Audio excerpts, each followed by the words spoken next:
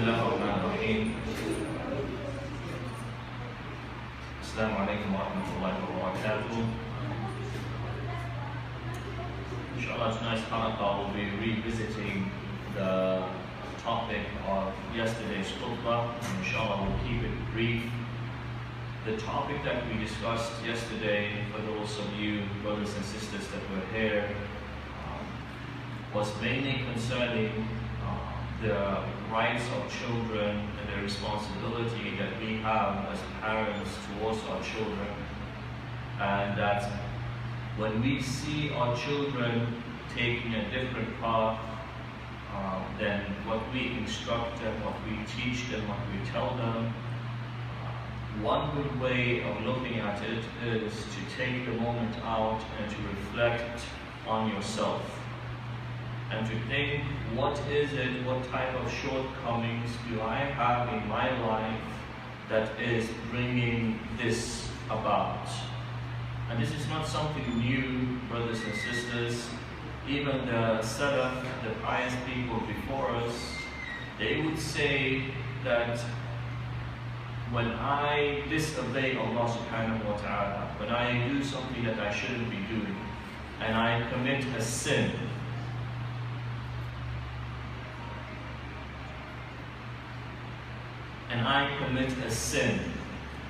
then I see the effects of that sin even in the animal that I have, my camel or my horse. They see some kind of effect on it.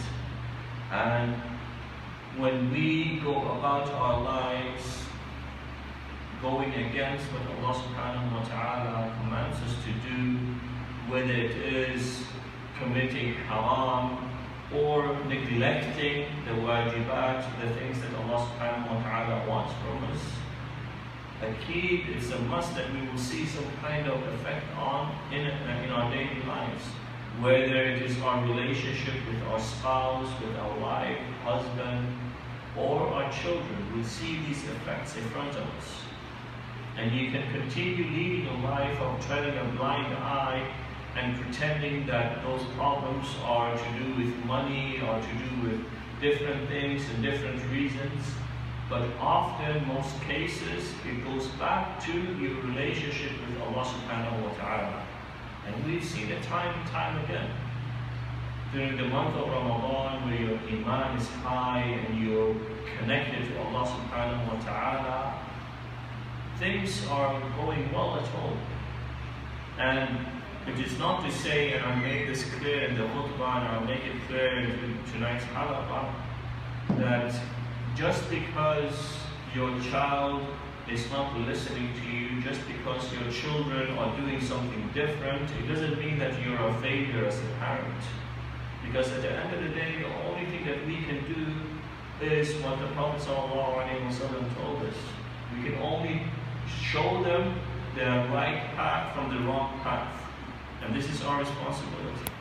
We mentioned in the khutbah, if you remember, that even the Prophets ﷺ, some of their children, they were tested with children who didn't believe in the message, right? But the point here is, you need to do your responsibility. I can't stress this enough. How many times parents come up to me as an imam and they say, Sheikh, speak to my son. Sheikh, please speak to my daughter. Fix them. And they think it's something that happens like that the child comes to the imam and the imam reads some kind of surah or makes some dua, and then the child says, Alhamdulillah, everything is gone. No, that's not the case. We've all been there. When you are a teenager, when your hormones are high, when your brain is not fully developed, you're going through that stage where you're about to become a man, you're about to become a woman.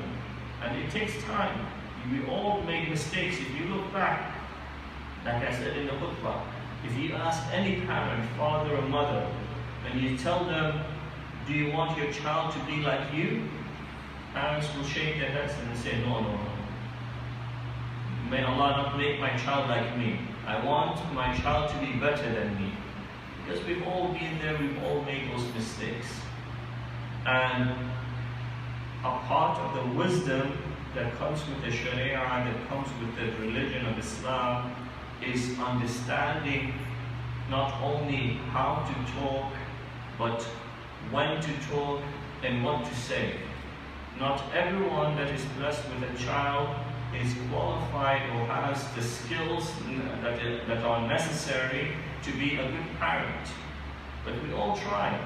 When Allah blesses us with children, we want to be like our parents. The upbringing that our parents gave us, we want to pass that on to our children, and perhaps even do a better job. But the thing is, one thing that we need to understand, especially being first generation or second generation coming to our country like this, it is very, very important to understand that the circumstances that our children are being brought up underneath in this part of the world, it's not like it was back home. I hear parents, they joke sometimes and they say, when I was young, whenever I used to do something I shouldn't be doing, my parent, my father, he used to spank me. And once he spanks me, then it set me straight. And I am a straight person because of that strict upbringing. So now I'm going to spank my children, I'm going to do the same thing for my children. Perhaps that worked for you, 30, 40 years ago when you were a child, but that doesn't work here.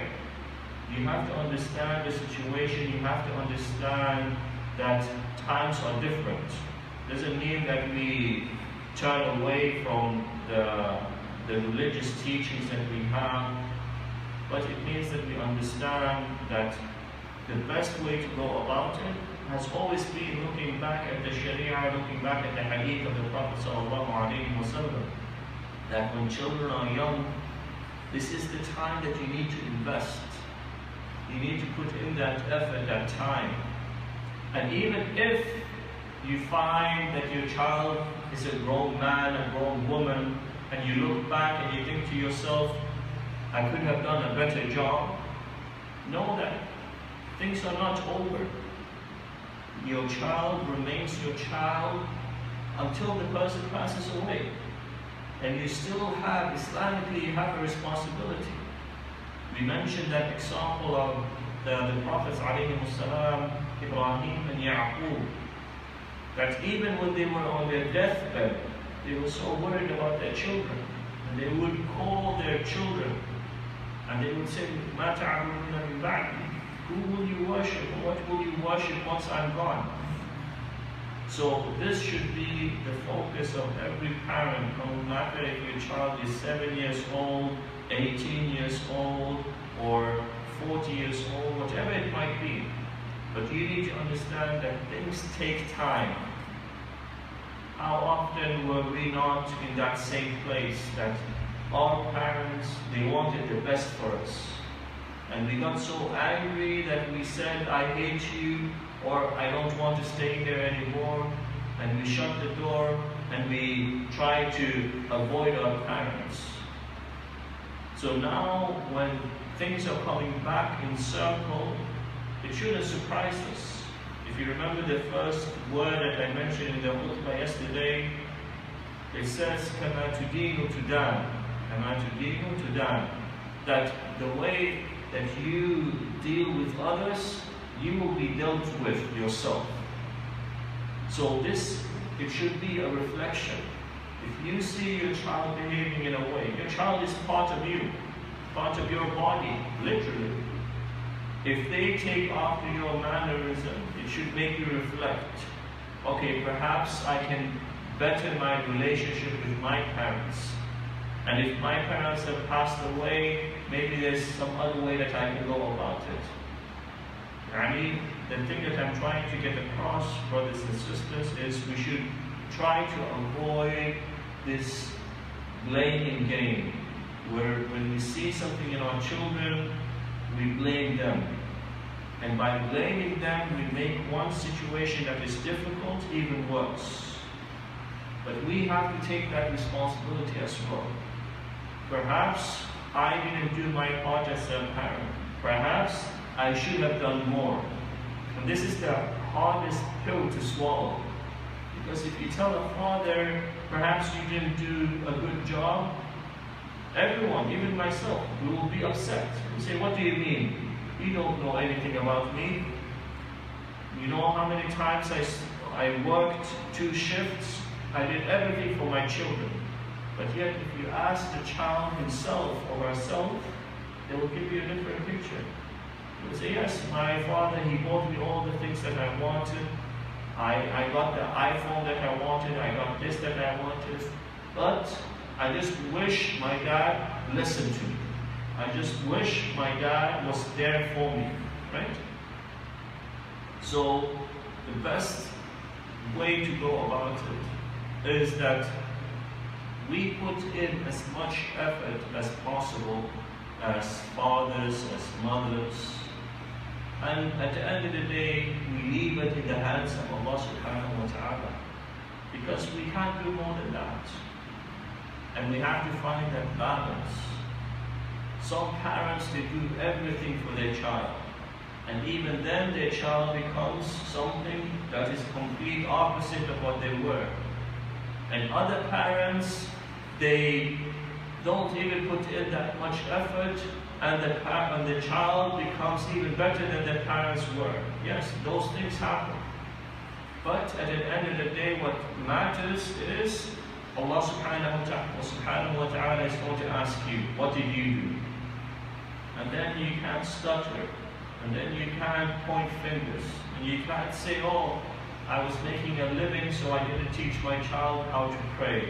I was trying to make ends meet, so I didn't teach my son Quran. And these things, these are very important things. You know, subhanAllah, something that hits very heavy is some children, when their mothers tell their father, take the child to the masjid, right? And then they say, what do the parents, the father say? They say, oh, the child is too young. It's 5 years, 6 years. And then when the child becomes 10 years, they say, oh no, still time. When they become 15 years, then I'll bring them to the masjid. And then by the time the child is 15 years, that is when the father, the mother, they start complaining, and they go to the sheikh. And they say, sheikh, my son, he doesn't go to the masjid. And it's no surprise, because you did not introduce that child to the masjid. You did not introduce them to that Islamic lifestyle. So brothers and sisters, if we want to see a change in our children, we need to change ourselves first and foremost. Children are like sponges. Even if you don't realize it, they look up to their parents and they do exactly what their parents see, or what they see from their parents. If you are a good role model, then inshallah your child will pick that up. Even without you having to tell them, go to the masjid. They will see it in your actions. They will see that you go to the masjid. They will see you reading Quran at home. But the problem is that we ourselves are lacking so much that when our children show these shortcomings, it is just a mirror of what they see from us. So if you see your child not praying salah on time, and not fasting in Ramadan the way that they should be, take that moment out and think to yourself, do I pray on time? Do I read the Quran at home? Where is this coming from? It has to come from somewhere. And if we have that sort of mentality, then inshallah things will be better than they were. I can promise you that. But if you want it to be that way, you have to put in the effort. Not just in Ramadan, but outside Ramadan. And if you place your trust in Allah subhanahu wa ta'ala, nothing is impossible. But Allah subhanahu wa ta'ala tells us in the Quran, إِنَّ اللَّهَ لَا يُغَيِّرُ مَا بِقَوْمٍ حَتَّى يُغَيِّرُوا مَا بِأَنفُسِهِمْ. That Allah subhanahu wa ta'ala does not change the state of our people until they change themselves. So inshallah with that, we will conclude